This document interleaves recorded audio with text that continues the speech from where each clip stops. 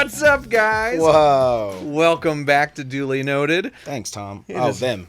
My bad. Tired. It's been a fun couple of weeks. I mean, a lot has happened. For those of you that are just tuning in, the Kansas City Chiefs are now Super Bowl champions. One of my favorite things starting as we watched the Super Bowl was Chris Stapleton doing the anthem. Yeah. And the home of the Chiefs. It was like It was audible. It was very everyone audible. knew, like, oh my gosh, it was so beautiful. So the Super Bowl happened this last weekend. It was the Kansas City Chiefs won, obviously. I mean, that was an amazing weekend. So I mean,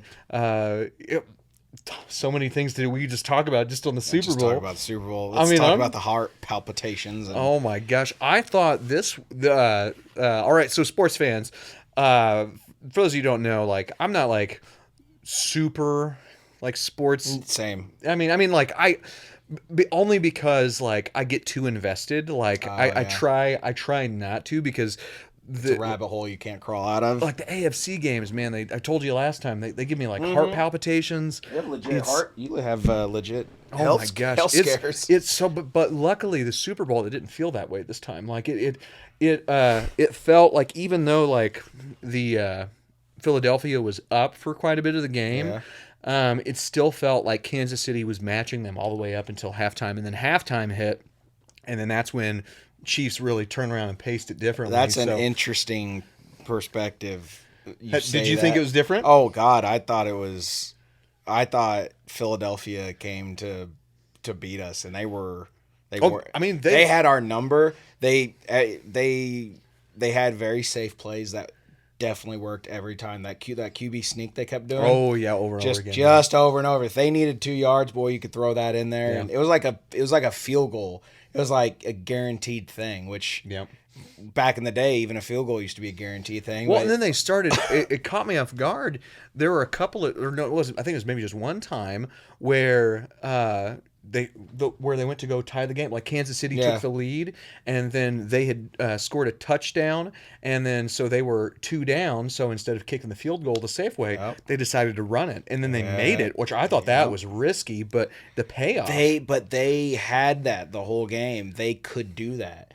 We had how many third downs did we actually stop them? Like they had our number, man. They kept going. Well, and see that they kept, like, the announcers, they kept saying like the Philadelphia mentality. They really had like even at third and fourth down, their mentality is this is first and second down. Like, yep. Like they had the mentality, and they delivered almost every time. Like the plays were crazy. The first half, they had us, and they could do whatever they wanted to. See, I felt like offensively. Now, I will say that they were doing a much better job offensively the first half, but I felt like we were retaliating decently, because I think we were down like one touchdown at the end of the first half. I thought it was a touchdown or 10 points. Was it 10? Did they get up to 10? I can't remember. I know at one point we were down 10 points, but I know I don't remember. I don't remember what the hell. I know we weren't ahead, and we went to that half like, oh God, I hope that conversation is good in the locker room during all this. Well, and like the scariest part going into halftime, Mahomes has got his ankle injured. Like the whole like nature of the net, like just America was like, Kansas City, they were holding their breath. They're like, oh my gosh. And it was at the end of the first half, towards the end of the first half, where we can't stop them. It's a trade-off of scoring points, but then their defense comes alive and stops us. So now it's not even a trade-off anymore. And then you get all the way to the end of the half, and now Mahomes he looks like he's not coming back. He's on the sideline like every time he ran, he would get done, he'd bite his like chin a little bit. And he got like you could just tell the way in his face he was like in pain. But so I was a little bit reassured actually going into half, because the last the last part of the second quarter, we were on defense. So Mahomes was basically sitting out basically that whole time. So he had a little bit of time to recuperate from that going into the halftime, which was an extended halftime anyway. So, but as they were going into halftime, I saw him running perfectly. Yeah. Like it was like Yeah, it was he was jogging off off the field, which everyone's like, "Oh my gosh, Yeah. he's gonna make it!" And I was like, "He just ran. Like he's totally fine. Yeah. Like you guys are." That freaking was out." reassuring. Yeah. As soon as he got onto the bench, where he was just like, You could tell he was in flustered. so much pain. Yeah. In my head, it's like, all right, they just dominated us. Now Henny's gonna go in, but anything's possible. Oh, man. But still, though, it's not a good sign. It's not good momentum for us. And then then Henny would have to go in, and then we would have to continue playing the same way, except now our star's out, and it just stuff was stacking against us. And no, I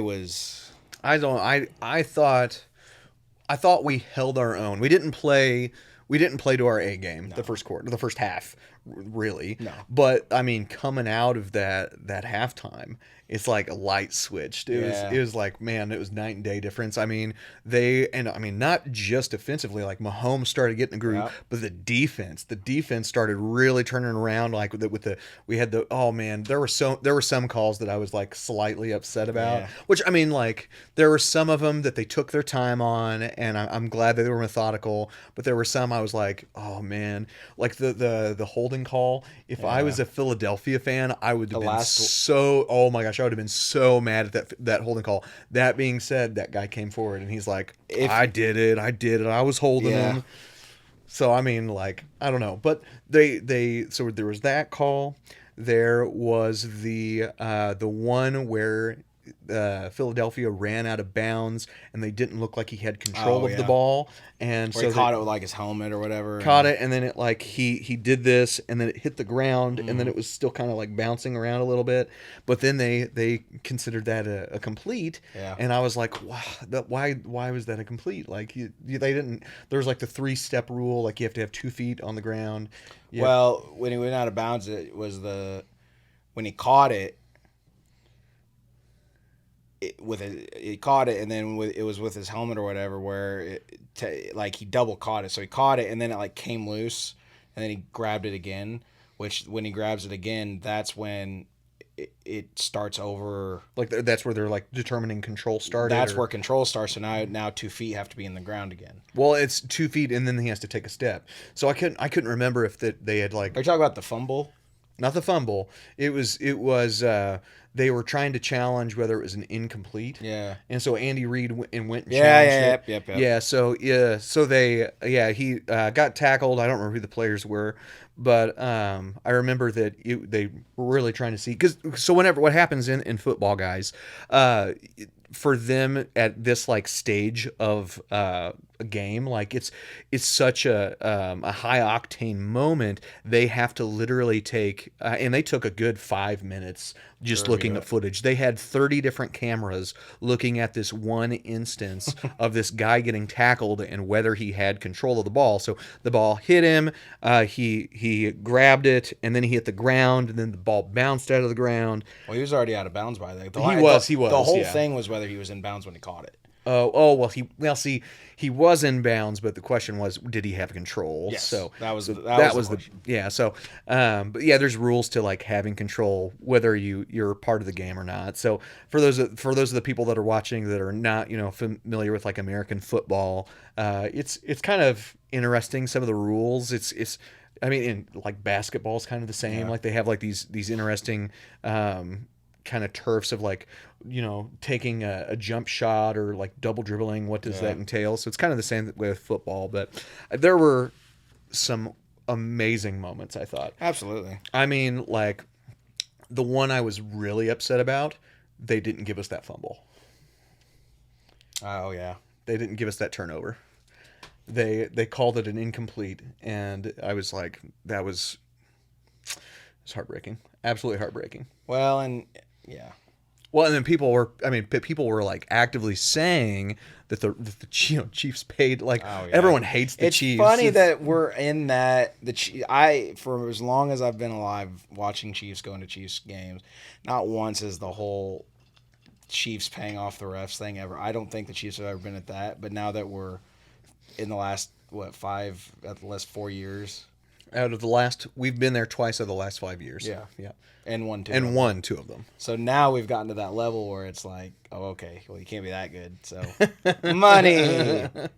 It's like whenever Tom Brady Yeah. got caught deflating the balls or whatever. Yeah. He's like, oh, I would never do that. Him or It's the like, coach was somebody was doing something Yeah. somewhere. That's all I'm saying. Belichick or Oh whatever his name man. is. Well, and now Tom Brady's like legitimately gone, Yeah. which good for him. I'm glad he's gone. I hate And- Tom Brady.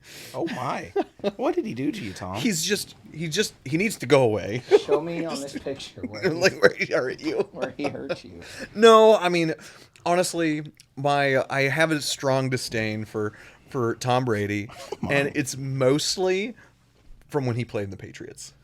I would hope so. 'Cause Yeah. that's the majority of his career. Yeah, so and it's just every Super Bowl I watched, it felt like while he was for the Patriots was Tom Brady, New England Patriots was the Super Bowl. It just felt like every year or every other year, Yeah. it was always them, and I was Yeah. like, oh, can someone stop? Yeah. Well, and you get good enough and you win enough, which ultimately is the point. But when you start doing it enough, it's like, all right, somebody else has to come in.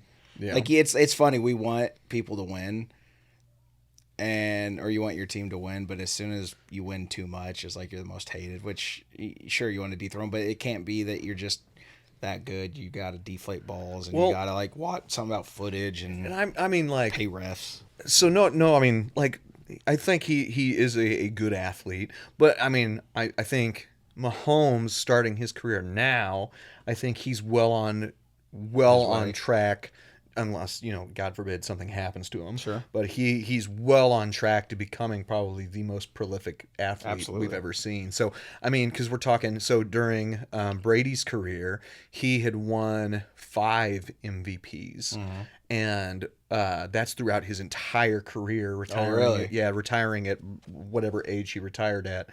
Mahomes has 2, and he's only 27. Yeah. So I'm like, so Mahomes is like basically third for amount of like Super Bowl MVPs.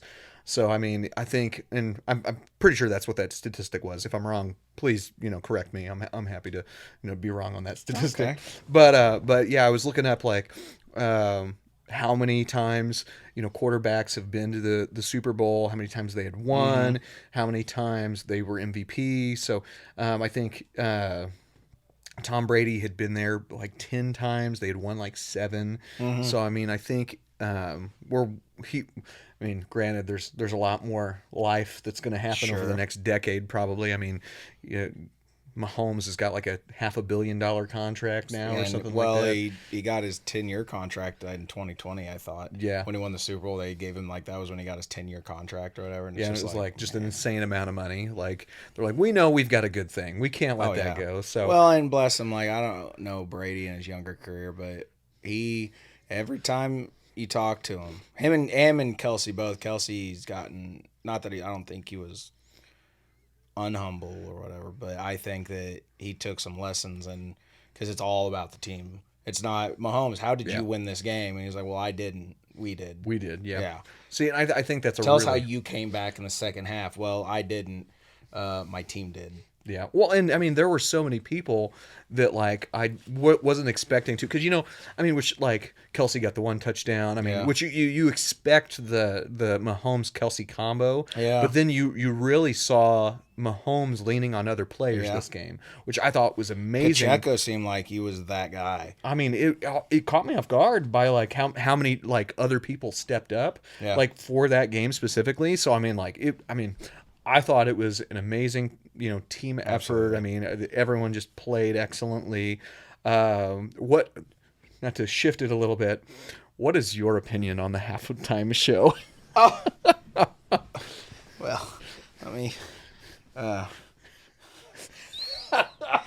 I'll be honest. I like to always be honest. I don't want to sugarcoat any of this or falsely say give a umbrella over by saying honestly. I liked it. I thought it was a stripped down pop experience. Absolutely. And when I say stripped down, I mean there wasn't much to it. What we've seen in the past. I mean, the weekend it was a whole cinematic going backstage, Oh which yeah. his was cool. I mean, his was visually striking. I I don't like The Weeknd.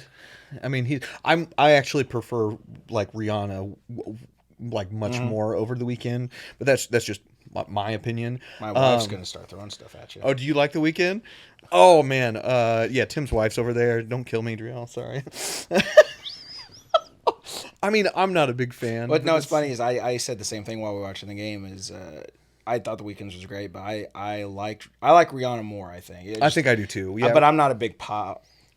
I don't know what to say. I'm not a big pop guy. I was hoping for like I was hoping for like two cameos or everyone was one of two cameos. I was hoping that just with the Umbrella song, I was hoping just Tom Holland would have appeared. I don't know if you'd seen that skit, like where Tom Holland does the the dance on battle, the lip sync battle. The lip sync battle, yeah. Oh, that would have been brilliant. That would have been beautiful if like Tom Holland would have came out of that excursion.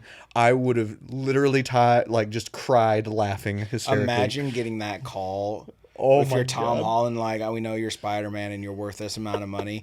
We want you to be at the Super Bowl halftime show, and he'd be like, "Oh, well, I'm totally in a leather corset, dressed as you Rihanna." Remember when you were on MTV and you did we want that.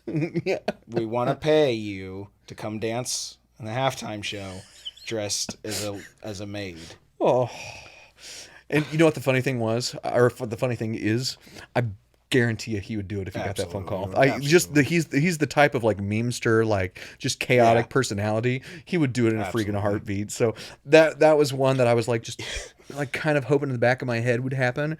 The other one that I was hoping for, I was really hoping for Eminem. Yeah, I was thinking, man, if they did Monster and they did which I do have to say, to go and do an entire halftime show and not bring any other artists on, that was different. And that's what I mean by stripped down. I mean, it was her performance. And I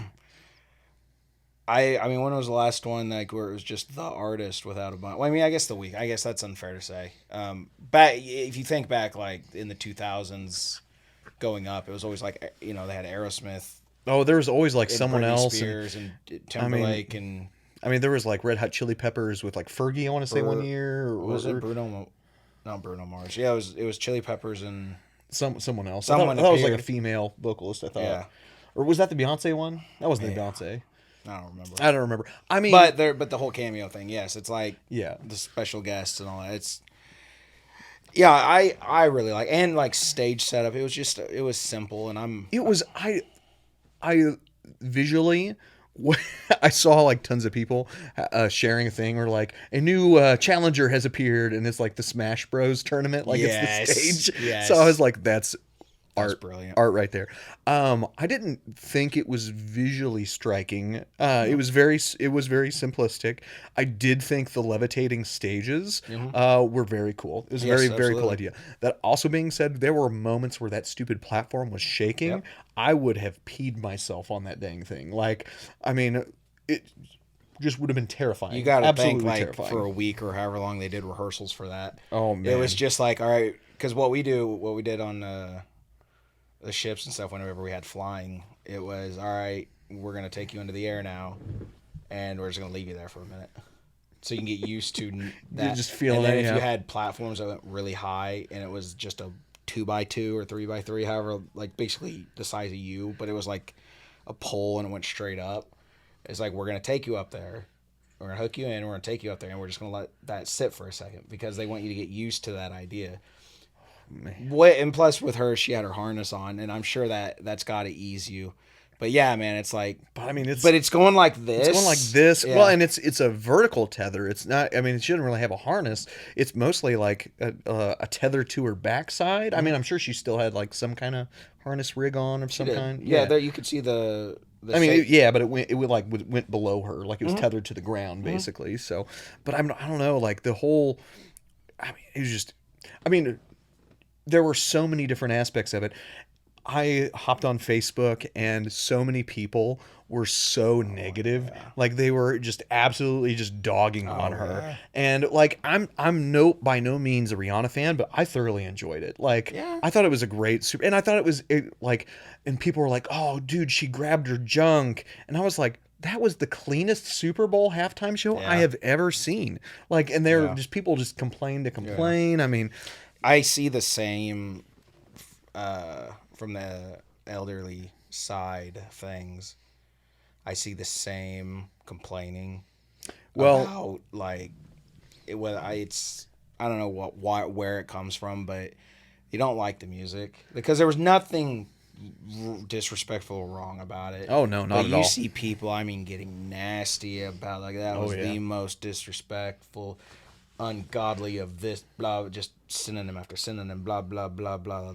You know, they went through the thesaurus and it was like, I'm gonna take this whole sentence or this whole thing and put it right there, and then put Rihanna's performance like. I well, and see the And thing it's is, uncalled for, is what I'm saying. Is like there, opinions are opinions, but well, there was nothing. there's a reason why those people are upset now. Because those performances aren't for them anymore. They're not the masses anymore. Yeah. So like their target demographic, their audience, it's people our age, Yeah. people 10 years older than us, people 10 Yeah. years younger than us. That's the target demographic now. So all these people that watch the Super Bowl and they get butthurt because they're like, oh well, I want to watch Willie Nelson again, or they're not anything against Willie. Willie's an angel. Don't you dare talk bad about Willie. Honestly, don't you dare. Yeah, I'd don't you love don't that you dare. Willie there. Yeah, But no, it's whatever. I'm sure, like, give it 10 years, we will be complaining about whatever. I'm sure. Whatever yeah. it'll be, whatever DJ's doing, because it won't even have like a performance. It'll just be a DJ.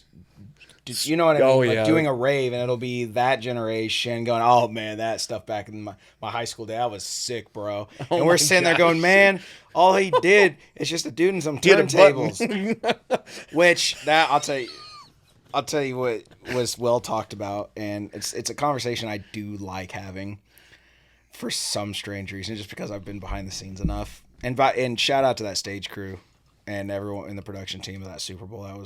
They did a great job getting it on and off. And I saw a time lapse of it from when halftime started, and they had 5 minutes to get everything out there, set up, ready to go. Which it didn't look like a complicated setup. It was a big stage still, and Yeah. to get it 5 minutes on, 5 minutes off was still very impressive. That's all that took to get that on. Well, it was a 30-minute halftime. So, But, like, a complete- 20-minute performance. Set up and took 5 minutes to set that It up. had to, because it was a 30-minute performance. I mean, I knew that 30-minute performance. No, sorry. It was 30-minute halftime altogether. Yeah. altogether. 20-minute performance. I believe it was a 20-minute performance. So 5 on, 5 off. 5 on, 5 off. Wow. Dude, all of those halftimes are like that. I mean, I guess I never really think about it because they're. I mean, in my mind, I always see like I'm not paying attention to them as they roll the stuff out onto the field. I'm always watching like the inner like game dialogues and stuff like that. I'm watching the and they announcers or the usually commercials. break away from it Yeah, and so stuff, you, you don't see it. the first like 5 minutes of it Yeah. or so. So I don't know, man. Like that's crazy. I mean, Now think about the Prince one. Think about that timing. oh Think my about the Prince one. gosh! And that was an intricate stage. It had like, I mean, It was all curvy. It was his logo. Yeah. It had to have been. Oh man, that had to have been in like tons of pieces. Well, I mean, the Weeknd said it was a huge, massive because it looked like a city or whatever. I mean, that had to be another giant like staging backdrop thing. I mean, that's It's crazy. That's Go back and see ridiculous. if you can ever find time lapses of like old Super Bowls. It's very impressive. okay. I got to work with one of the guys that he did a Super. I can't remember which Super Bowl he did a Super Bowl, and he said it is very intense. He says that you rehearse it. He says, but you have to get it right that night. Like you think Broadway, and like it's one thing to screw up on a stage show, Compared to that is being watched by Millions of over people, millions and millions of. and it's instantaneous. Oh my gosh! It's on the spot. It's not like Oh yeah. It's not like some award shows where it's like, all right, cut. There's like a 5-minute interlude while they change something. And now back on the air, whatever. If they don't do it live, you know what I mean? Okay, If if it's not happening live, like those shows, it's like stop, and then there's a little lull. A performance starts, but when they do it on TV, it's like now blah blah blah blah blah. but it looks instantaneous. Yeah, The Super yeah. Bowl is live. So And see, I haven't played at that. I mean, or haven't, I guess, participated on that level of like excellence. The closest thing the closest thing that I've ever done to that stage. I played in a little old country like rock and roll band back in the day when I was like a teenager. We opened for the opening band for Dierks Bentley. So like there was like three bands that played. We were like the very opening. This was at like some national park like thing. So there were like probably 10,000, yeah, 10 to 20,000 people maybe like so. But that was the largest scale I've ever yeah. played. But we're talking like millions millions of people. Like, I mean, how many people do you think are in that stadium just by itself? Oh, I mean, no, I have no idea. But There's it's a got to be full close to 100,000 people. I would sure. say it had to be close to 100,000. I mean, that's an insane. Which I mean, did you know anyone that actually went to the Super Bowl? No, I didn't. I am curious to. I'm gonna start searching the groups I'm in on Facebook from the ships because actually, I had a friend that I worked with. He was one of the weekend backup dancers, and I saw there was a girl in town that was a backup dancer for Rihanna this weekend. no way, She went to Lafayette. I don't know who the girl was, but she was yeah, no way. she performed in the halftime. Well, there you go. Yeah. It's funny where like these people come from. I know. Well, and like so many people that I went to college with, they now play for the Rumble drum line. Yeah. So that's the drum line for the Chiefs, and they all went to the Super Bowl. They got Super Bowl rings the last time they No won. way. So they did. Oh, so that's sick. so I had another buddy, and he's posted on Facebook. He's like, it's time for another Super Bowl ring, baby. And I'm like, I hate you. You're the worst. What a jerk. See, and I wanted to, which I'm gonna look into again because I forget. With everything else going on, I did want to apply. I wanted to try to get a job at Arrowhead as like just like audio something, just to do that. You So know what I mean? not to like name drop or like brag or anything. I used to teach. They were brothers. I used to give saxophone lessons to these two kids, and the mom, she would we always talk and stuff like that, and when they won the Super Bowl the first time, I see her at the Super Bowl. I'm like, what the heck? And it wasn't just a seat either. She was in a suite. Oh my lord! She was in a suite at the Super Bowl, and I'm like, what is going on here? And then the next thing that I know, the Chiefs have won, and then I see her at the after party with the Chiefs. And then I see her like 2 feet away from Pitbull, like having a personal concert for the Chiefs, and she's like live streaming this on Facebook, and I'm like, "What the heck? How do you do this?" And then she says, "Oh, it's my husband." I said, "What do you mean your husband?" I stalk him on Facebook. He's the freaking VP of the stadium operations there. So, so I got to got to see a Super Bowl ring. It was pretty cool. I get to see it. I didn't get to touch it, so there's a unique distinction there. But yeah, no, I had no idea. I've been teaching these kids for like a year, and then their dad's like one of the vice presidents of Arrowhead. Just casually. Just casually. And so I told her one day, I'm not going to name her name because, people. It's probably a reason you didn't know. Yeah. Right? So I wouldn't. I told her, like, is there any chance, like, we could just forgo you paying me for lessons just so I could, like, hold the ring, like, just to take a picture with it? And she's like, there's no way Brandon will. Oh, sorry. There's no way, what's his name? I'll bleep that out. There's no way that, So. person will let me see it. I'm going on Google and I'm typing in Brandon. I'm gonna blop that out now. And you have given me everything I need to know. I will give you the full name after this episode. That's all right. But I am sorry to that family now. Actually, yeah, I would like that because now I can see if I can get a job. So yeah, Leave that out. I actually have some connections for audio at Arrowhead if you'd like. So help. It's not that degree. You got kids. It's who you know. Well, I mean, I don't do stuff at Chiefs Arrowhead, but I know guys that do. So. To be fair, it's a little bit of both. We've had that conversation too. Right? Yeah, degrees and trying to justify our hobbies and getting expensive degrees to just for hobbies and I mean, I not cry ourselves to sleep. I still think that like a degree helps, but I think it's more the people you know, and Uh, I think it's more the people you know and having the right attitude. It is, and I always tell people that degree, that training you have, is what backs it up. I think Because you could that's go to a show and you could mingle all day long, and you could mhm. probably convince somebody to like, yo, man, I've been practicing, I've been doing this. All right, man, come run sound tonight, or what? Or if you Yeah. could get that, and then all of a sudden it's like, oh yeah, I don't know how to do this.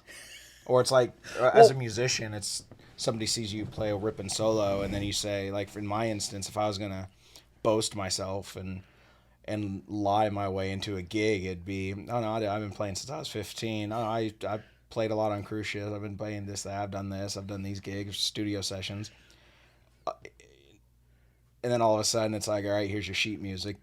We don't have time oh for a yeah. rehearsal, and they're dots, and it's like, You're like, oh no, the oh, panic in your hey, eyes do you got one of kicks those in. chord charts? Alphabet. You one that's got the little A's and the B's. Yeah, You know what that is. with the little B next to the A. Yeah, right. I know that one. Well, I think I think your degrees can open doors. Absolutely. I think you as a person really are what sells yourself. I Uh-huh. mean, I think you like yeah, I can have a resume that says this and that, but I think you really paving your own way, and I think actions speak a lot of words. So if like you have a successful track record of things that you do, I think that appeals more than just a piece of paper. Mm-hmm. So I don't know. I mean, I've helped. I mean, I've gotten my fair share of nice jobs and opportunities, and I've helped other people do the same thing. So I don't know. I think more often than not, relationships tend to get you further. Like Absolutely. because I mean I've hired people before, and it's usually those personal relationships that Mm-hmm. I tend to go through first. Because Mm-hmm. if I don't know you, I don't know your work ethic. Yeah. I don't know your personality. I don't know like if you because I mean there are some people that they're and we kind of were talking about this at church this week. Trying to find people who are self starters. They have the initiative to go and like do their own things Mm-hmm. and go outside of the box. Like we kind of have we set these perimeters that we do, but then you find that person that they think outside of the box Mm-hmm. and they go above and beyond, and you're like, this is what we could only hope for. So Mm-hmm. anyway, there's my Yeah. tangent on degrees and And it stuff was like funny. that. Our a buddy of ours, we were watching the Super Bowl with.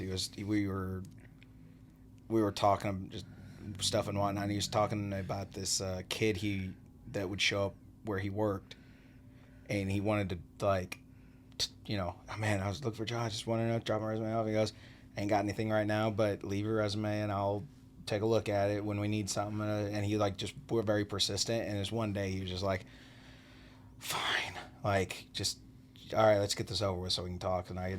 And it came about that he was like a huge 80, or no, the kid said, but I'm gonna need time off for my band, or I'm in a band, so I might need time off. And he's like, oh, yeah, whatever, dude.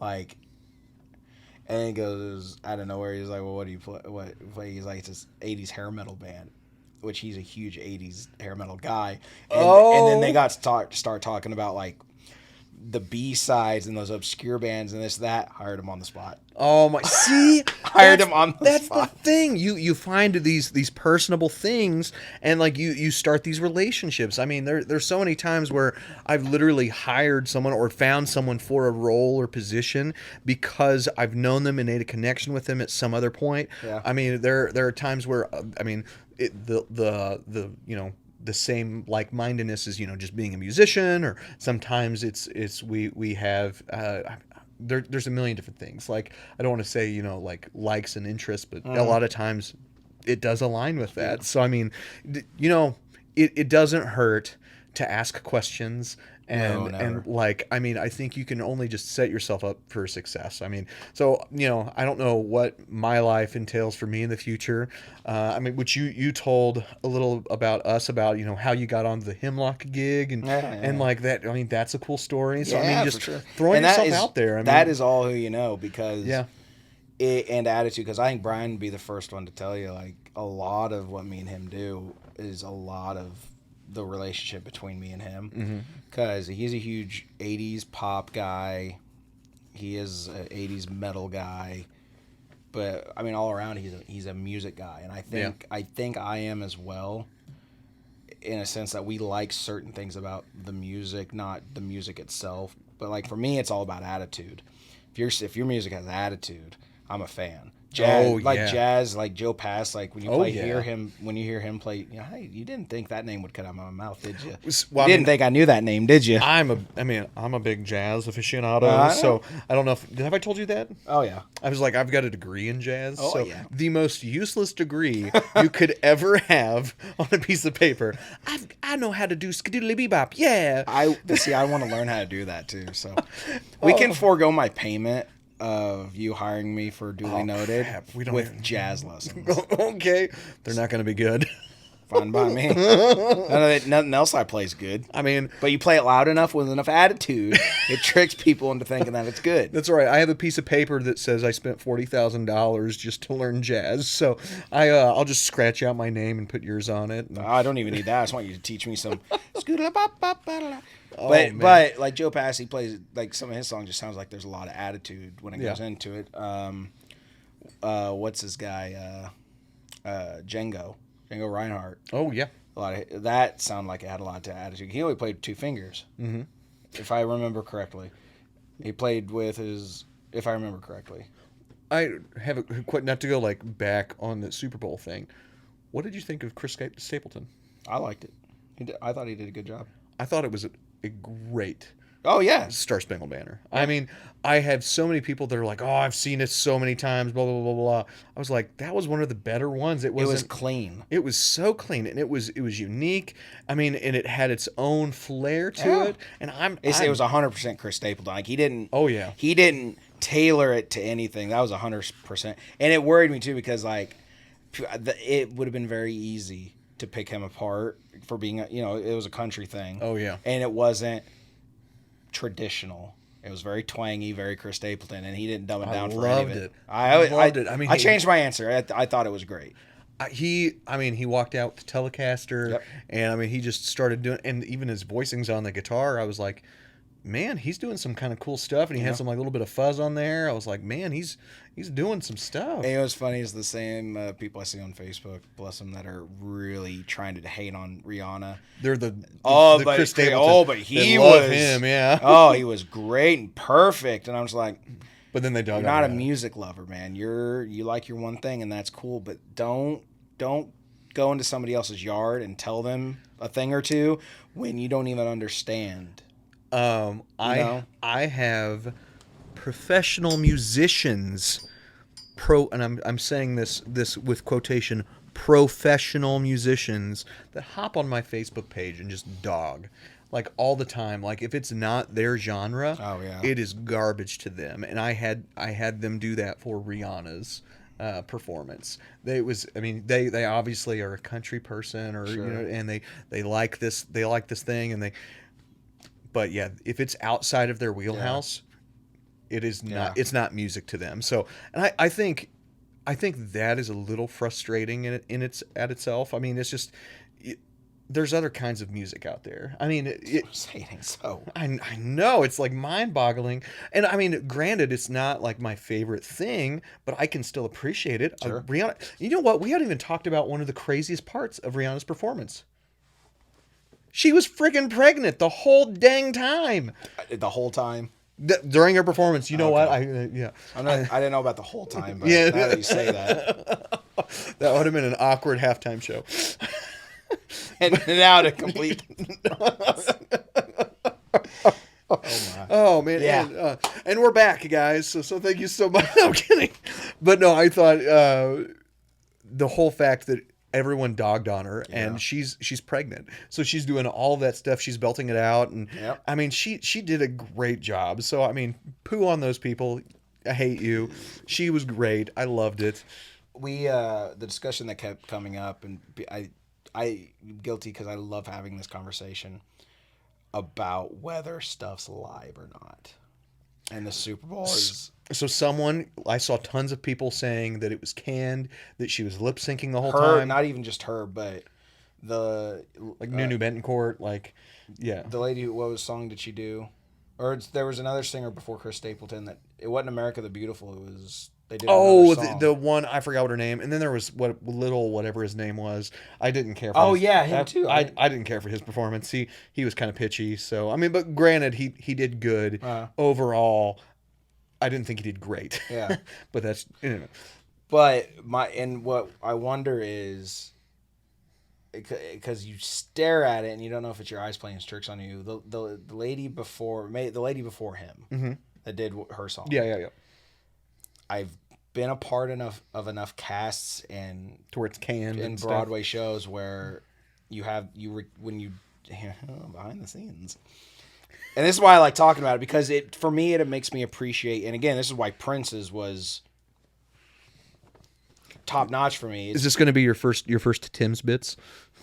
It can be. I mean, I don't know if you want to call it like useful information or not, but when you do, if you ever go see, oh man, it's sacrilege. I don't know if it is. Nobody's ever told me not to, so it must be a good idea.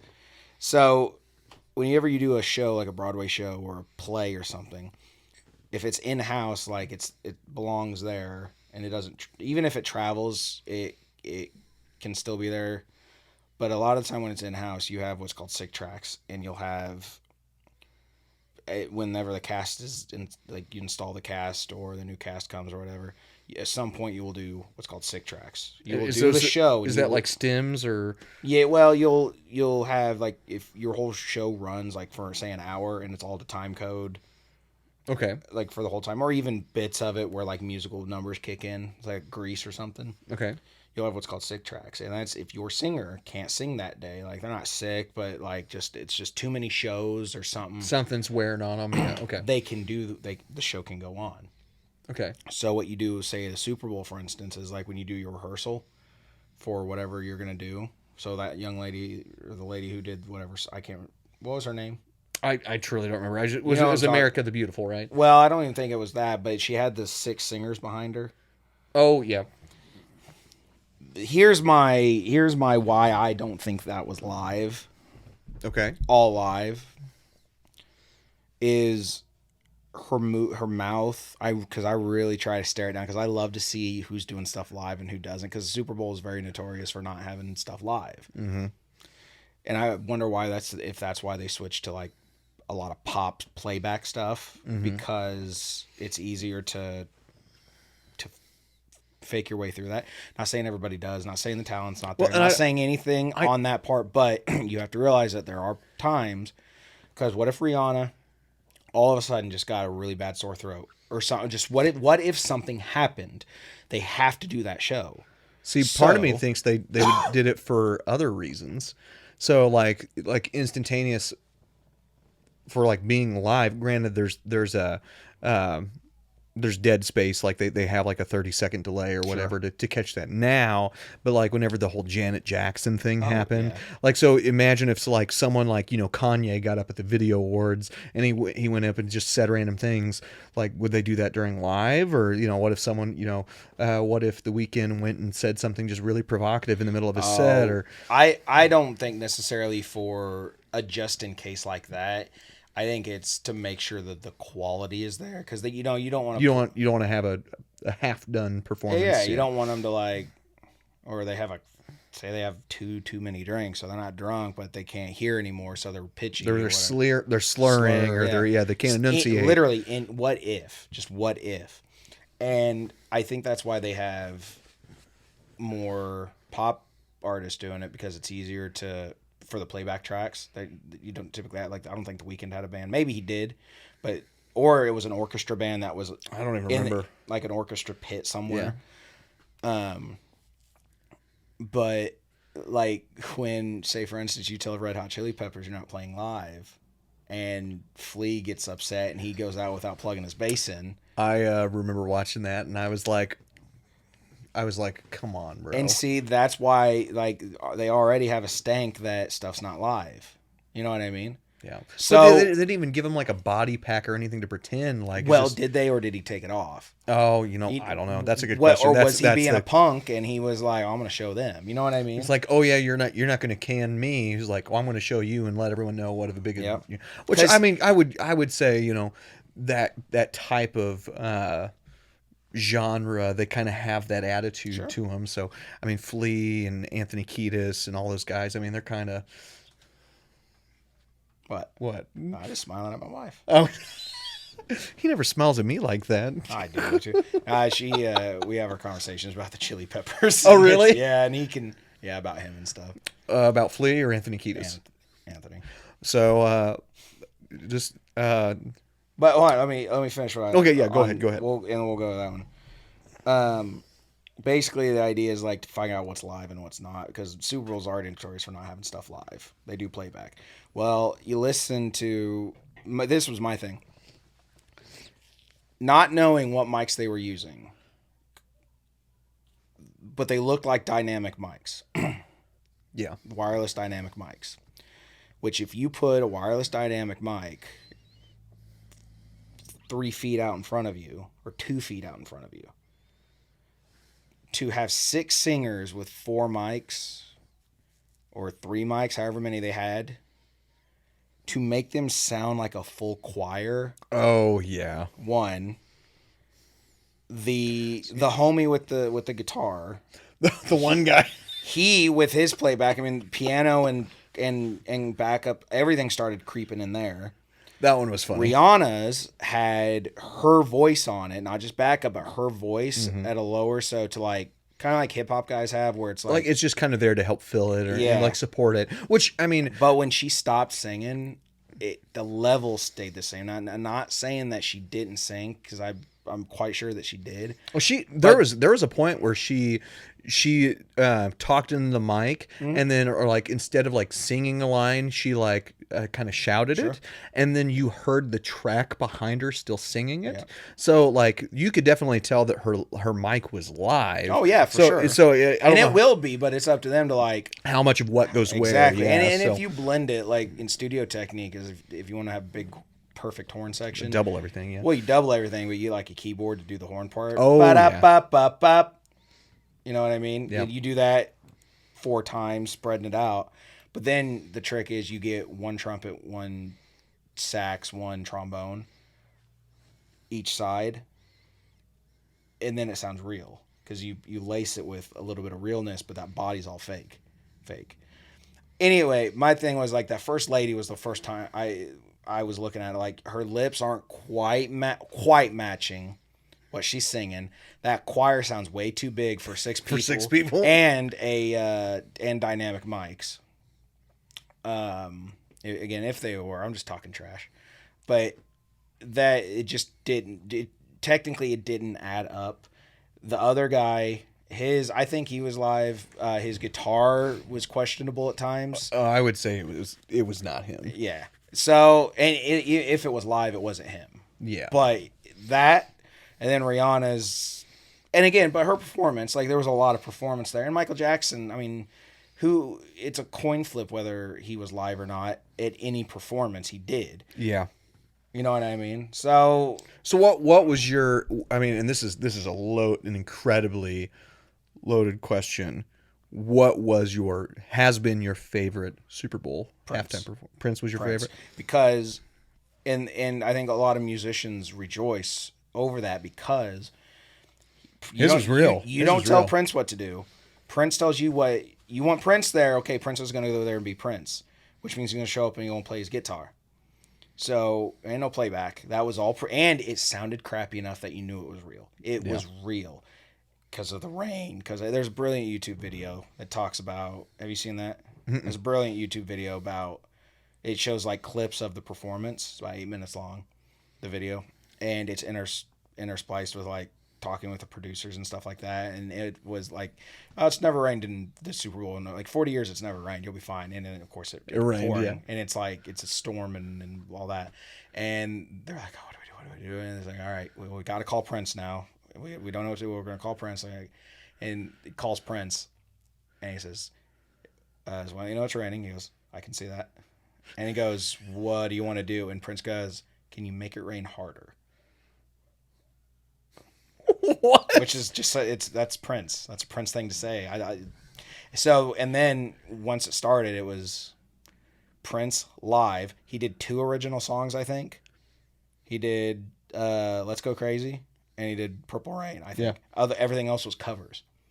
Who goes to a Super Bowl To watch. to do covers? That's pretty Prince crazy. does. Yeah. Does 4 guitar changes. All of them were live because you can hear them cutting out. You could hear mics cutting out. There were no tom mics.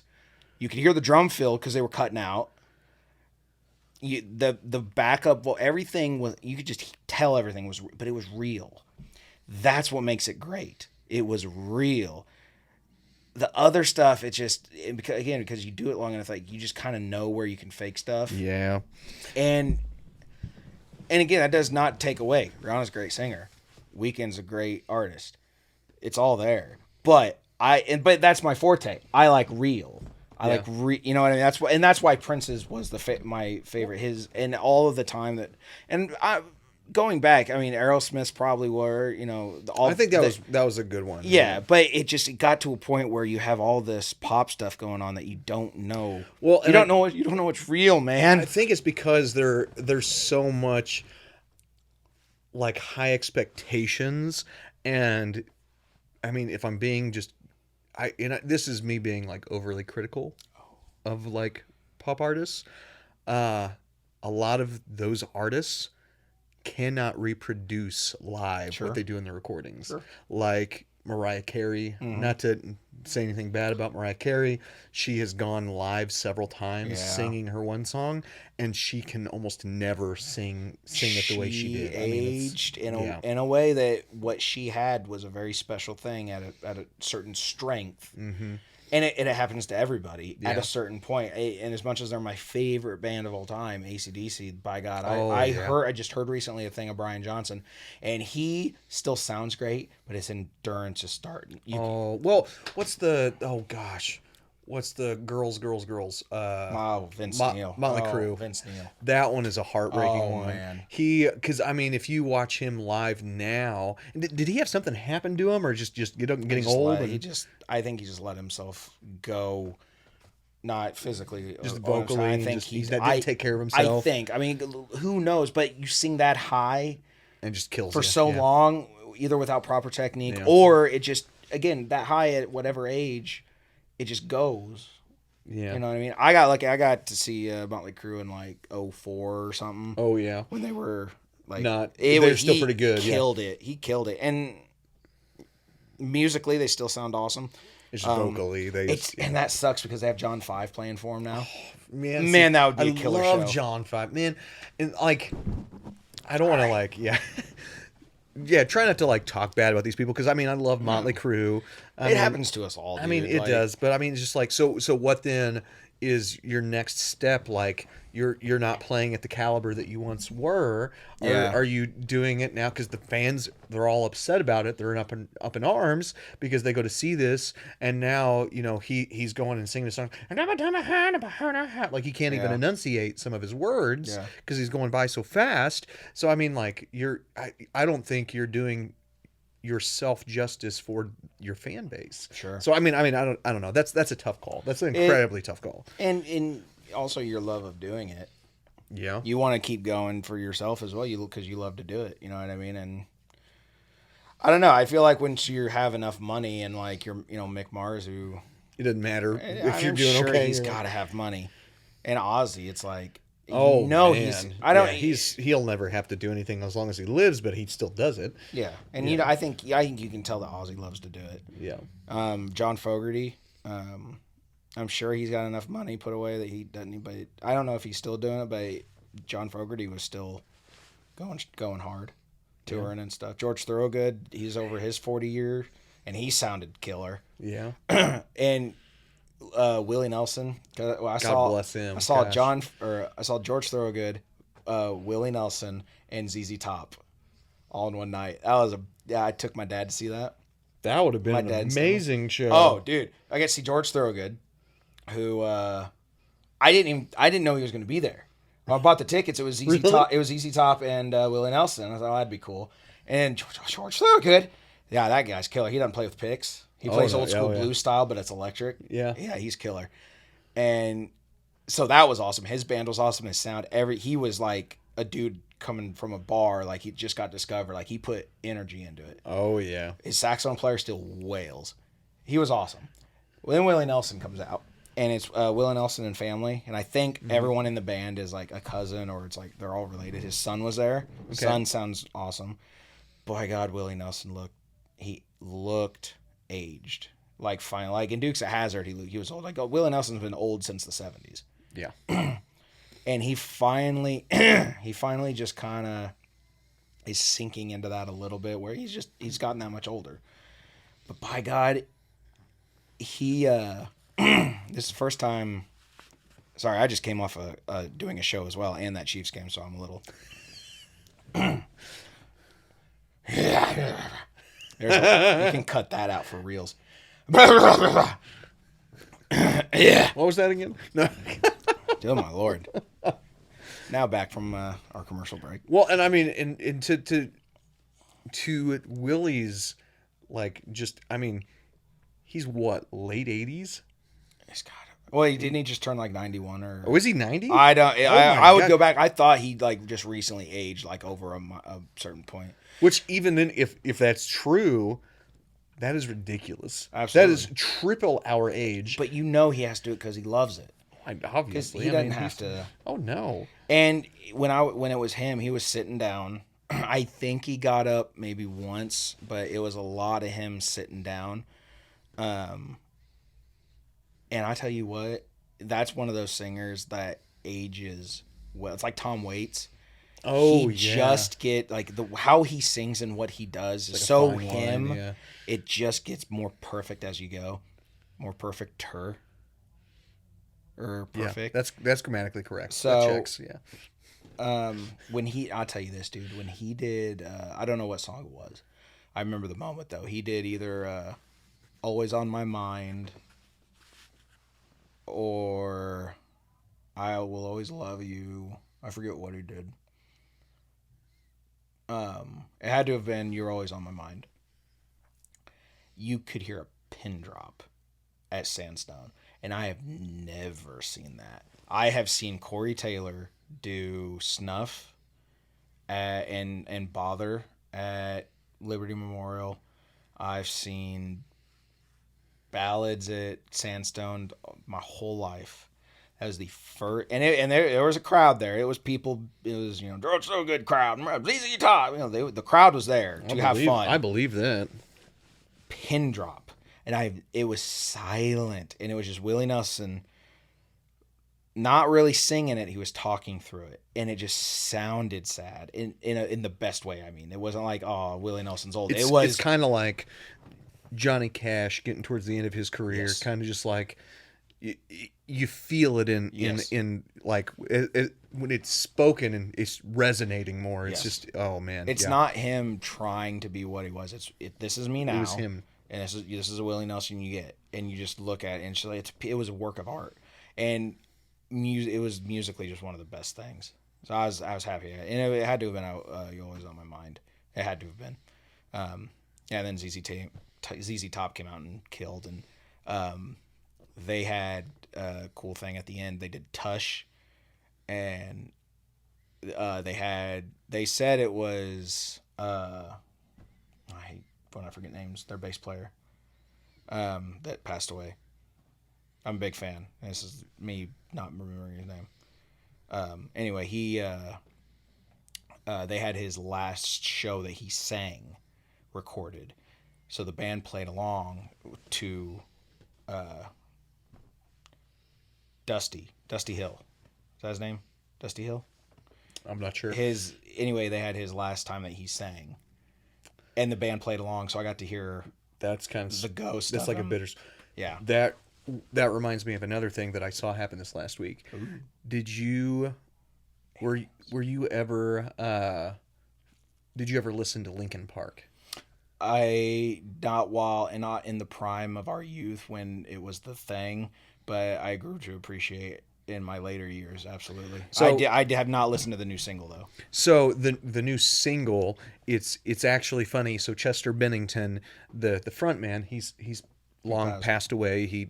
I can't remember if it was actually suicide I think it was. I don't remember that. So it was really tragic. And then the band, they still played, but it was kind of like one of those things where they didn't really know what to do moving forward. Yeah. Well, they this is the 20-year anniversary of Meteora, which is one of their best Mm-hmm. CDs. It's the 20-year anniversary. And so they did something really cool. They went, because a lot of times when you have these big bands and they're going through albums, what they do is they have the writing process. They go through 20 songs, and then they're only able to keep like 13 of Sure. them. So they cut several of them. Well, they had a song called Lost, and they were trying to just figure out their last little bit of music, what songs to keep, Yeah. what not to keep. And they which I don't know if you're familiar with the song called Numb. Mm-hmm. It goes, I've become Mm-hmm. so numb I can Mm-hmm. so Lost was really similar in sound to that. So they're like, well, we've already got this one with kind of the same vibe, the same Yeah. energy. So we're going to cut this song called Lost and put Numb in the recording. So they went back this week for the 20-year anniversary, and they released this song that would never been published. And so you got to hear a new song from Chester Bennington for the first time since he had passed away. Yeah. And so I Linkin Park was like something that I lived, like Hybrid and Meteora. Mm-hmm. Those were albums that I listened to when I was from like 12 years old Yeah. all the way till I was 18. I mean, I still listen to them. Yeah, but that was your. Yeah, it was like one of those really pivotal bands for me. So to like go back and listen to it, and they have this cool animated like music video Oh, for it. nice. So, and which is really true to their style, because that's kind of how they used to do the music videos Mm-hmm. back in the day, like in the early Yeah. 2000s. And so it really it was cool. It, Yeah. it, it felt like um, there it was like the journey had come full circle. Yeah. Yeah. And so it's like one of those like heartwarming things. So I don't know. I thought it was really special getting to finally see new music. Yeah. I mean, technically it was recorded 20 years Yeah. ago, but then to Dig it out for and. like the first time for like the masses to see it Yeah. and Because they get could. to You think they could have done that at any point, especially after he passed. yeah. At any point, they could have tried to, not cash grab, not to put it on that level, but they could have. Oh yeah, they They could absolutely have could have. stretched this thing out, and to do it at the right time. Well, and Mike Shinoda, he's the one guy that does all the rap of the Linkin Uh-huh. Park. So Chester Bennington would do all the vocals and the screams, like the really lyrical parts. But so he's been really busy, like doing like production for film and like scoring for other Uh-huh. movies and stuff like that. So he's done tons of other projects.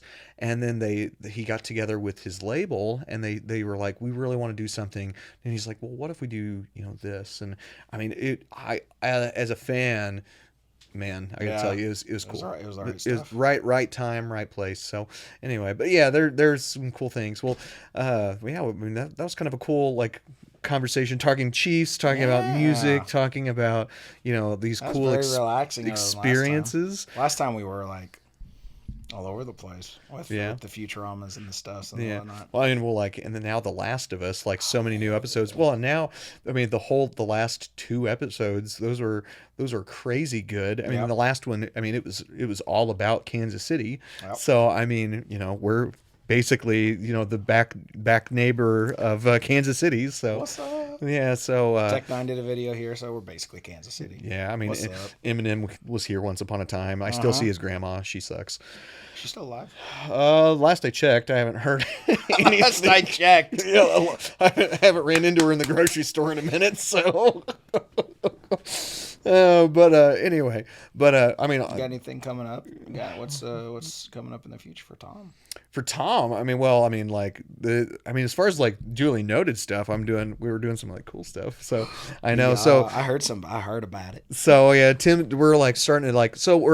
I've been like slowly like, as you notice, like some of the studios changed a little bit. We got a So couch. We got a couch. Those in those stupid annoying chairs that hurt my butt. Oh my Stain gosh. free too. I noticed. Stain free. Yeah, it's brand new. Oh, it's yeah, brand it's new. crazy, brand new. I mean, I got it right out of the dumpster. So brand.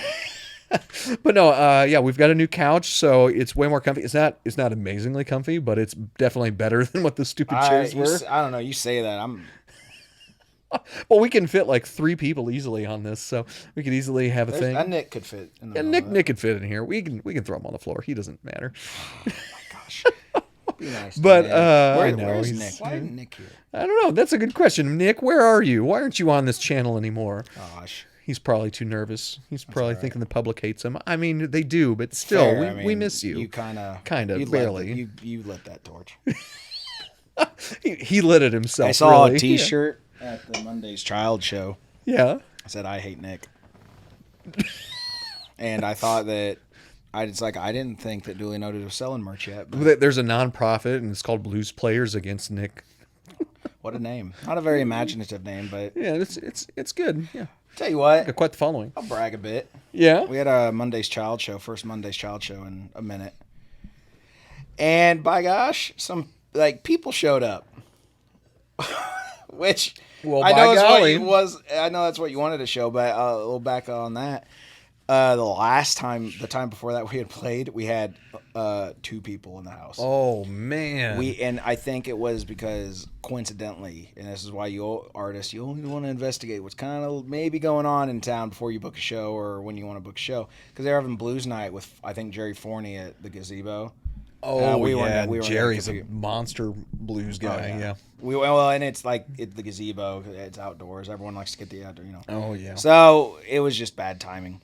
So I was going into that gig like, I'll just get this. I always enjoy jamming with the guys, but let's just get this over with because get out there. There's people out there, and I'm like, heck yeah. Well, shoot. So our opener, Dylan Walker, he's great at that. He plays some really good old doom blues style stuff. He's a crazy good vocalist. So. Exactly. I remember fun story about Dylan. The first time I ever met him, we were in a dorm room, and he just nonchalantly, like, I can't remember who I was hanging out with. I think it might have just been some like fraternity kids or something, and I was just there and I saw him, and he just looks over and he says, "You guys mind if I fire breathe?" And I said, "What?" And he's like, "Yeah, I do a little bit of fire breathing. You mind if I just do some real quick?" And he just in the dorm room just lit a torch and had some butane or whatever he had, and as you do, and he just went for it. So, yeah, that's my first memory of you, Dylan. So, kudos for leaving an impression. So, leave connections. But yeah, I tell you what, we sold out of T-shirts last night. heck yeah, So we sold out. that's the goal right there, dude. Sold out of T-shirts. That was epic.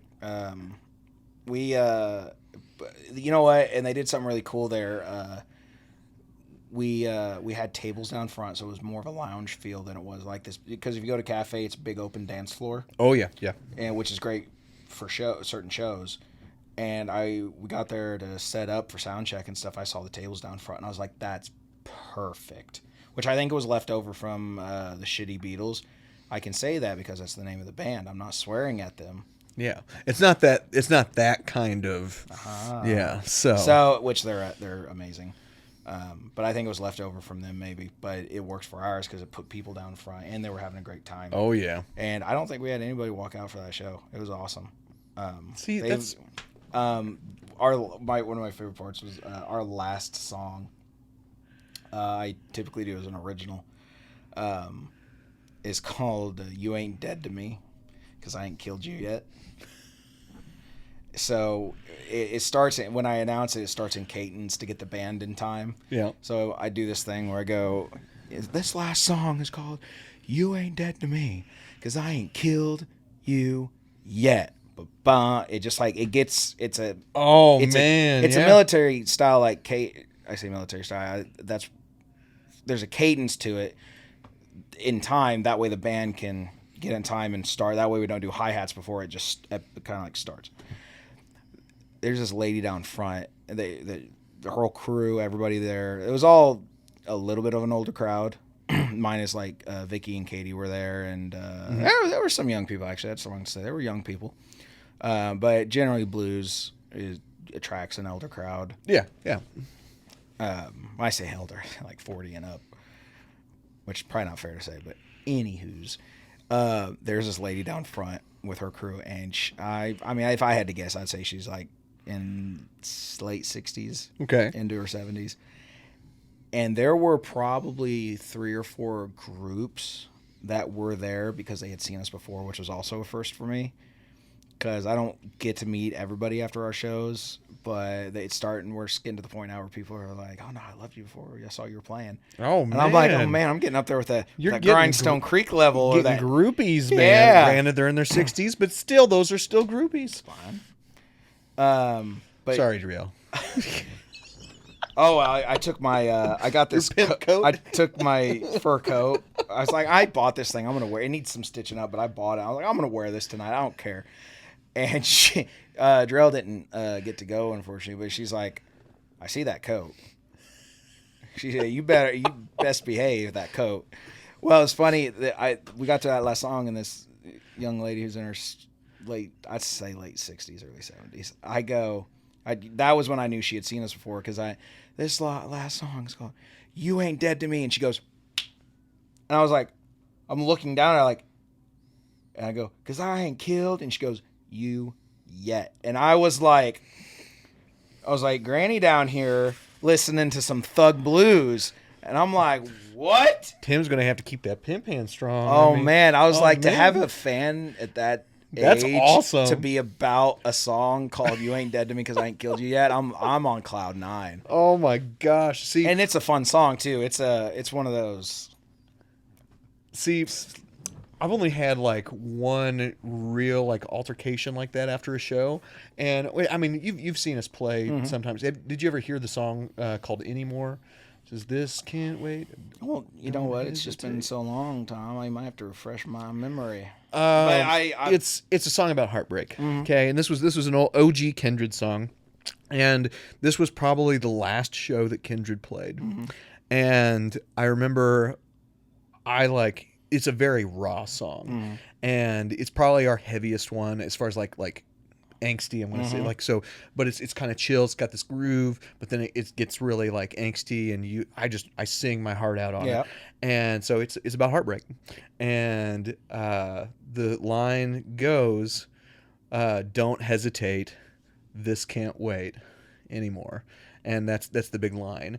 And it's talking about, two people who thought they cared about each other, and you realizing you can't do it anymore. So it's this really heartbreaking story, and I'm just pouring my guts out, vocally into the song, because that's just what I do on that song.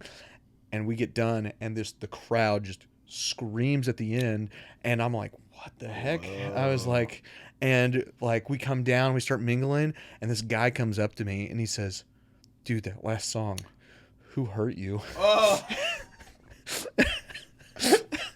And I was like, you were paying attention. Good job. That's awesome. It's good to get that. I mean, that's why I think we all do it. It's like you want to write a song and somebody that feedback is what drives you. When somebody specifically points out, we have Missouri River, I think, is ours. Yeah. The blues fans, they'll point out Missouri River. They never catch the name, or they never quite remember, but they will come up, and quite a few that night was that soul song you do about the river. That's something, and that tends to be our. And then on top of that, there's another one called "Moving Up North" that we've gotten positive feedback on. So it's like getting into that realm. I'm getting into that kindred realm. Oh man, I mean, I've been a part of like a couple of projects now, and I mean, I'm sure you're in all these projects now. So you like to get the people where they recognize you. You make that connection with people. Yeah. I think that's like fun. Just the energy that you give, and then the audience gives back to you, and then when you're talking to fans, you're really like making those relationships. And I think then we go back to that that relationship thing, like. That is when you really know that you've connected with someone. Yes. I mean, and it's the most pure feeling in the world, and I absolutely love it. So for anyone that's like wanting to talk about music, or like you're curious about it, go do it. Like go play live, like put yourself out there. It will be far more rewarding to you than anything you could ever do. I think so. I mean, truthfully. So I think so. I don't know. Yeah. It was fun. On our way down to watch the Chiefs game, I've gotten into this app called Skiller, I believe it's called. It is an app that it's still kind of in the not development, but it's in the beta stages. Well, maybe? Not even that. It's just very early, and I saw it on LinkedIn. It's like get paid to do this, and I was like, and I'm getting into the side hustles and all that. Okay, so, yeah, I'll try this. And basically what it is, and I think it's a brilliant idea, and it's not just because I could get paid doing it that I say that.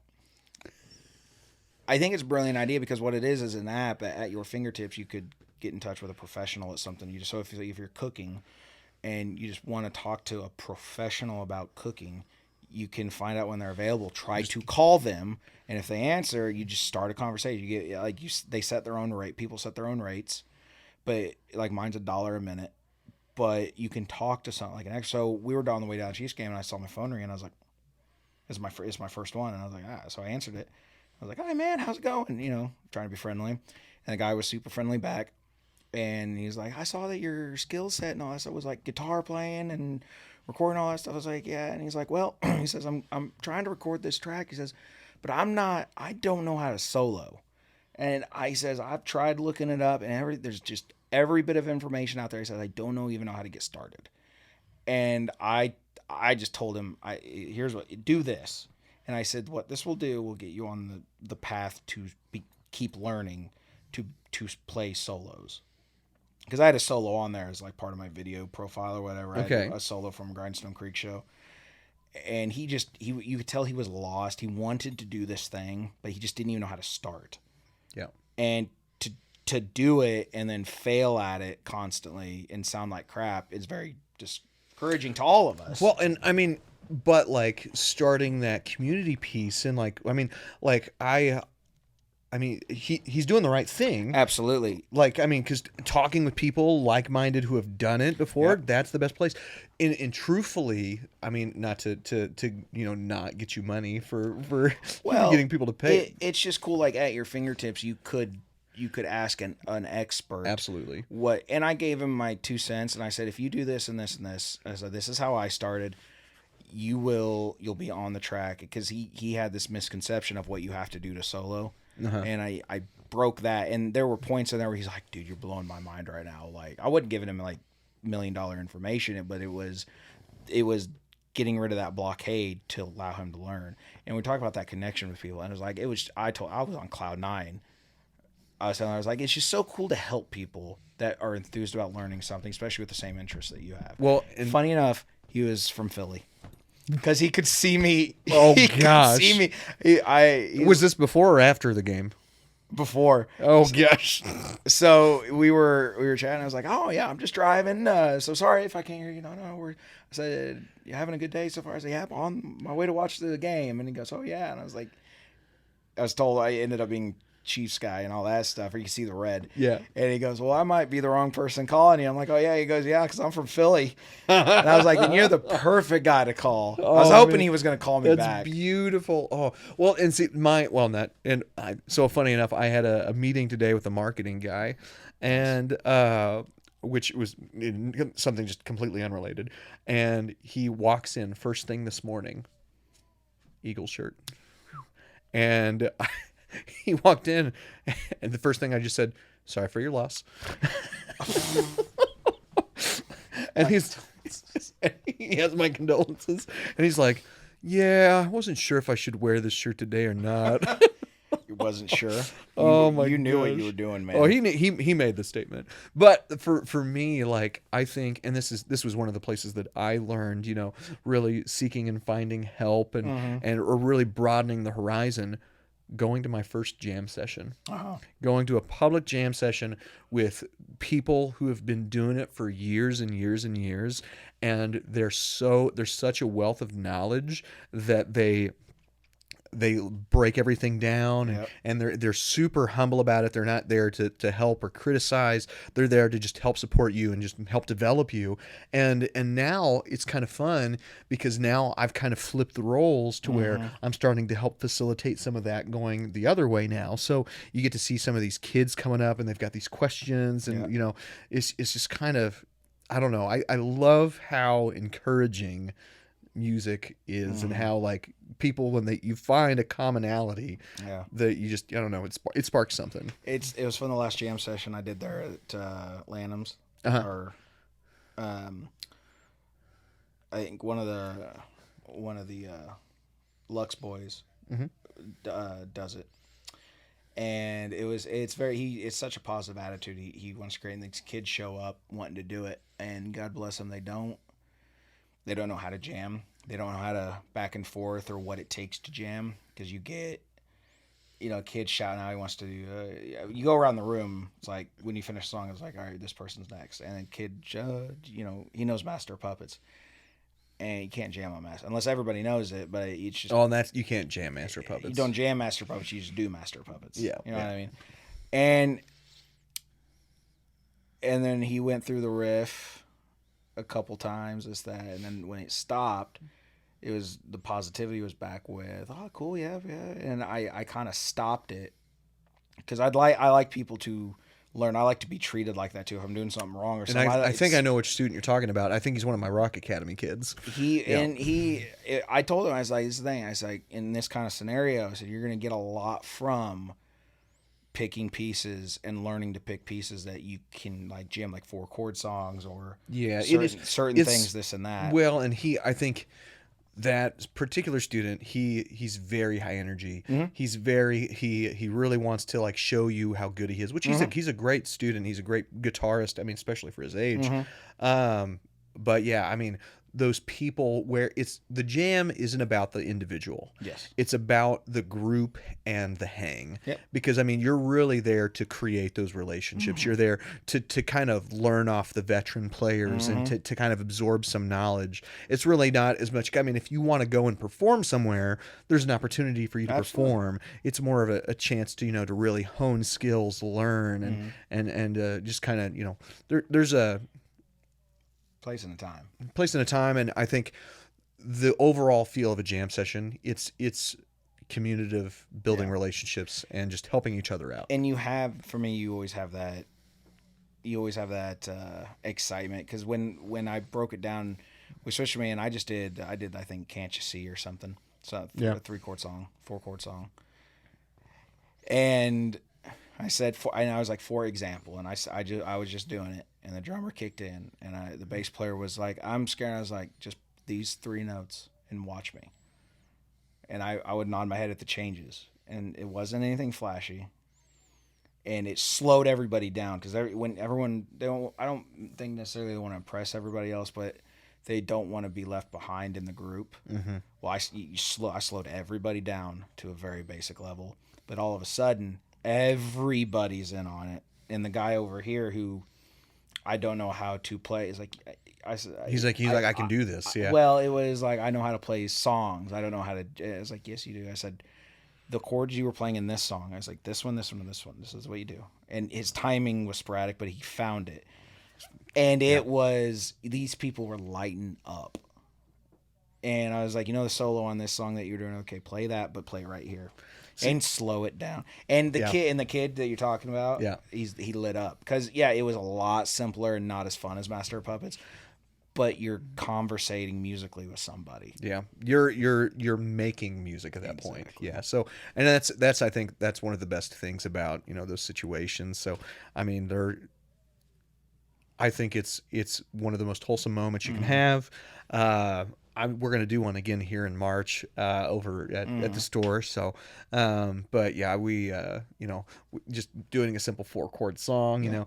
People, they're like, oh, I can play those 4 chords, and then they're like, they light up, and it changes the whole dynamic. So, but yeah, well, we'll tell you what. Let's wrap up. I mean, I thought this was a great episode. Surprisingly, right. I don't know. It felt very natural. It was a lot more natural. It was a lot more natural. Not that the last one wasn't, but I think you and I were excited to do our first one. I thought our first one was epic. Which, I mean, I'm sure once we oh my gosh, we're gonna have to catch up. We're gonna have to do one more episode before you leave, or try to do one before you leave, because Mr. Tim goes on tour here next week. Oh man, so that's gonna be a whole crazy journey. Nobody knows what the killer looks like. But man, I don't know. This was a cool episode. I'm excited to talk more about The Last of Us now that I'm watching it again. So how many episodes are left, do you think? I should really look it up to see how many they've got. But I'm excited. I'm part of and see. So dear podcast, YouTube, internet world. got some exciting things happening. I'm trying to expand the channel a little bit. So we're gonna be doing some fun stuff here in the future, and probably we're gonna be doing it after Tim leaves, which will be sad, but it will be here waiting for Tim when he gets back. So that's what I'm excited for. So it better be good. yeah. So you got that long to get it right, son. But we're gonna start really kind of broadening what we do here at Duly Noted. So we're gonna keep doing our regular thing, but we're gonna push out more content. We've been talking about doing some like live stream Twitch sessions and like playing some games. Yeah. I think it'd be cool to, like, we've been talking about The Last of Us, to go through a playthrough of the game The Last of Us. So cool. So we could do side by side comparisons. Oh yeah. I would like to get a what you would call like a poll or something of giggity. Like story-based games, like the crowd out there that would like. Oh yeah. Because I tell you what, I've been playing Mafia lately, which came out in 2002. Oh yeah. Well, I mean, there's like so many good story-based games, and some of them, like that one, had the most epic soundtrack of a video game. Oh yeah. Yeah, it was movie quality. It was there's so many good games coming out this year that like, and I mean like, with The Last of Us, that's relevant right now. Yeah. Hogwarts Legacy, that's it's super, and that's right now. I'm trying to like upgrade to a PS5 so I can play it like tomorrow. Yeah. But there's the new Jedi Survivor game that's coming out. Yeah. You've got the new Legend of Zelda game, which I've been in the room now. We've changed the studio a little bit. I now have like some gaming gear. I've got a TV mounted, so we're gonna be doing some fun stuff here, some streaming, some stuff like that. I'm just gonna come over and play video games. Heck yeah, man. We can like we play like Smash or whatever. Oh, like Smash, bro. Oh man, I'll take you down. Smash, bro. Don't tell my wife. She'll hear it. No, she'll see the podcast. It's fine. Yeah. But all right. Well, anyway, we'll wrap up for there. This was a fun episode. Man, I don't even know what question to ask for. Like, what should our participation for this week be? Because I typically like to ask the audience a question. So, should it be something about Super Bowl related, or something about music, or video games? I don't know. Video games and music, just because I really like those things, and that's it. And I tell you what, I'm gonna go Facebook Live right now. What up? Oh, he's gonna go Facebook Live while we're on the actual podcast. What up? Oh man, I don't know if this is allowed. We didn't talk about this. We didn't talk about this. This is completely random. Oh, broadcasting. I got Facebook. I got banned. You got banned? Yeah. Why'd you get banned, Tim? The things I say. That's a lie. I haven't gotten banned. I think. Have you ever been Facebook banned? I don't think. I think I've got one thing like repealed, or like one thing taken down, like a comment struck once. I've never been actually in Facebook jail. Oh, there we go. Now we're live. There we go. What's up, Facebook we land? Still talk this way and whatnot. But yeah, we're wrapping up our episode right now. So now we're live on Facebook now while we're doing the episode. So that's kind of a fun thing to start doing now. We can kind of incorporating some of that, so our live audience can participate in part of the podcast. There's nobody there. There's no one there. Oh well, we're yeah. still alone. So man, that's all right. That's okay. But I think the music and the video games, there's probably 100 million podcasts dedicated to those. But oh yeah, absolutely. At the end of the day, we're not a news. No, but I mean, we're here to have fun, and if you guys have fun with us, why not be a part of that? So, I'm honestly, once you go on tour, I'm going to try to bring some other local musicians on. So I'll allow it. You'll allow it. Well, and I mean, there's so many people have been like putting out new music that includes yourself and Dakota Livingston. He just put out a really cool song at the bar, which a really good song. I listened to that and I was like, that is like yeah, I mean, it was a special song. Him and Jay both are hella good songwriters. Yeah. Well, anyway, so we'll go ahead and wrap this up. Tell you what, who are some musicians that you want to see on our podcast here in the future? Because Tim is going to be going on tour. Barely a musician. He is definitely by far more of a musician than I. But that means Nick's not one at all. His opinion means very little to me. So. But yeah, what musical guests should we bring on? What local musicians? I know I've got a few in mind that I'm already wanting to invite over. But then also, what what was your favorite Super Bowl halftime performance so far? Like, I'd love to hear what your favorite performance was, and what's maybe what's a game that you're wanting to see us play, or what that you want to play. I know there's lots of questions there, but anyway, this was a great episode. I thought I enjoyed it. I'm gonna miss you going on tour. Relaxed. I know it's so nice having a couch now. Shirt, I know. Hat. I know. This is my very casual, natural look. Yeah, this is lumberjack Tom basically. Yeah. So yeah. I like Lumberjack Tom. He's cool. Yeah. All right. Well, all right. We'll end that there. We'll thank you guys so much for watching. We will catch you here very shortly, and hopefully we'll have time to have one more podcast with Tim. Thank you guys so much for watching. We'll see you later.